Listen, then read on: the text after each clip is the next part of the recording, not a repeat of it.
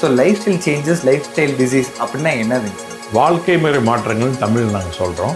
சர்க்கரை வந்தவங்களுக்கு முதல் அறிவுரையை உணவு பழக்கங்களில் மாற்றங்கள் ஏற்பட்டதுலையும் இது பழைய மாதிரி 3% கொண்டு போகிறதுக்கு வாய்ப்புகள் மிக அதிகம். அதுக்கு நம்ம எல்லாருமே முயற்சி எடுக்கணும்.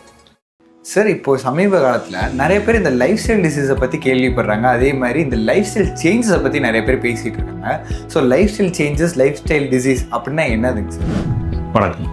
இந்த வாழ்க்கை முறை மாற்றங்கள் தமிழில் நாங்கள் சொல்கிறோம். இது நிறைய நாள் ஆய்வுகள் நடந்துக்கிட்டே இருந்தது.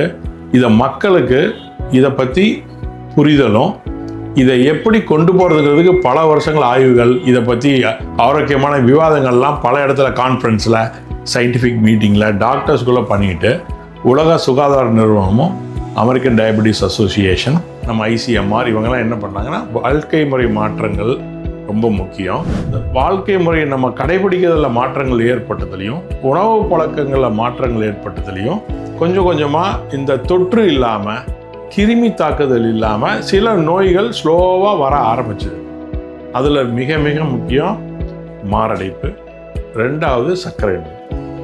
மாரடைப்பை பற்றி நம்ம 40-50 வருஷமாக நல்ல விழிப்புணர்வு இருக்குது. ஏன்னா அது நம்ம காமனாக என்ன சொல்கிறோம், ஹார்ட் அட்டாக் வருதுன்னா நீங்கள் நிறையா சாப்பிட்றோம், புகைப்பிடிக்கிற பழக்கம், ஆல்கஹால், இந்த மாதிரி நம்மளோட சோஷியல் ஹேபிட்னு சொல்கிற நம்ம கடைபிடிக்கிற சில வழிமுறைகளையும் பழக்க வழக்கத்துலேயும் நோய் வருது.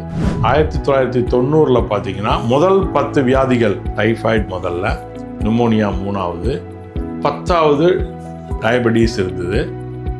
குழந்தை பிறக்கிற சமயத்திலையும் மகப்பேறு சமயத்திலையும் கர்ப்பிணிகளுக்கும் வர்றதெல்லாம் 8வது 9வதுல இருந்தது. இப்போது 30 வருஷம் கழிச்சு 2021 ஒரு ஆய்வு அதையே கம்பேர் பண்ணாங்க. சரி, எல்லாத்துக்கும் என்னென்ன மாதிரி நோய் இந்தியாவில் இருக்குது அப்படின்னு பார்க்குறப்போ 2021 சர்க்கரை நோய் 3வதாகவும், ஹார்ட் அட்டாக் அதுக்கு முன்னாலேயும், கர்ப்பிணி வர்றதுக்குலாம் 7வது, இந்த மாதிரி மாறி வந்துருச்சு. அதனால் சர்க்கரை நோய் பின்னால் இருந்து 30 வருஷத்தில் மேலே வந்ததுக்கு மிக முக்கிய காரணமும் நம்மளோட வாழ்க்கை முறை மாற்றங்கள்.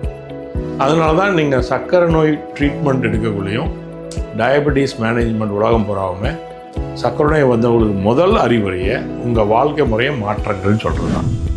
ஸோ அதுக்கு என்னென்ன பண்ணணும் அப்படின்னு பார்த்தீங்கன்னா வெரி சிம்பிள். நீங்கள் இப்போ அன்றாடம் கடைபிடிக்கிற பழக்க வழக்கங்களில் மருத்துவர்கள் நாங்கள் சொல்கிற மாதிரியும் அதை தொடர்ந்து கடைபிடிக்கணும். அதில் மிக முக்கியம் உடற்பயிற்சி. நீங்கள் எல்லா இடத்துக்கும் ஸ்கூட்டர்லேயோ கார்லேயோ போகிறதுக்கு பதிலாக முடிஞ்ச இடத்துல சைக்கிள்லேயோ நடந்தோ போகலாம். ஸோ தினசரி ஒரு 45 நிமிஷம் கண்டிப்பாக உடற்பயிற்சி செய்யணும். அது உங்களுக்கு முடிஞ்சதை பண்ணலாம். நீங்கள் சாப்பிட்றதுல மாவுச்சத்து அதிகம் இருக்கிறதான்னு பார்த்துட்டு குறைச்சிக்கணும் 50%. காய்கறிகள், பழங்கள் அந்த மாதிரி இருக்கிறத அதிகம் எடுத்துக்கிட்டு, புரதச்சத்து அதிகம் இருக்க புரோட்டீன் அதிகம், அது வெஜிடபிள் ப்ரோட்டீன்னா பருப்பு வகைகள், சுண்டல், பயிறு வகைகள். நான் வெஜிடேரியன் இதில் பார்த்திங்கன்னா எக்கு, முட்டை, இறைச்சிகள், இதில் கொழுப்பு நீக்க இறைச்சிகள் முக்கியம். ஸோ இந்த மாதிரி நம்ம கடைபிடிக்கிற உணவு பழக்கத்தில் மாற்றங்களும் உடற்பயிற்சி தொடர்ந்து பண்ணுறதுனாலையும், பர்சனல் ஹேபிட்ஸுங்கிற நீங்கள் புகைப்பிடிக்கும் பழக்கம் இருந்தால் அதை நிறுத்தணும். குடிப்பழக்கம் இருக்கவங்க ரொம்ப ரொம்ப குறைச்சி ரொம்ப கம்மி பண்ணிக்கணும்.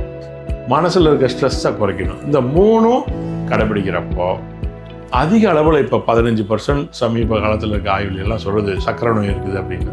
13லேருந்து 5%. இது பழைய மாதிரி 3% கொண்டு போகிறதுக்கு வாய்ப்புகள் மிக அதிகம். அதுக்கு நம்ம எல்லாருமே முயற்சி எடுக்கணும். அந்த முயற்சியில் தான் இந்த வலைதளங்களில் வர இன்ஃபர்மேஷனை ஆரோக்கியமான விஷயங்கள் எடுத்துக்கிட்டு அதை நம்ம கடைபிடிக்கணும்.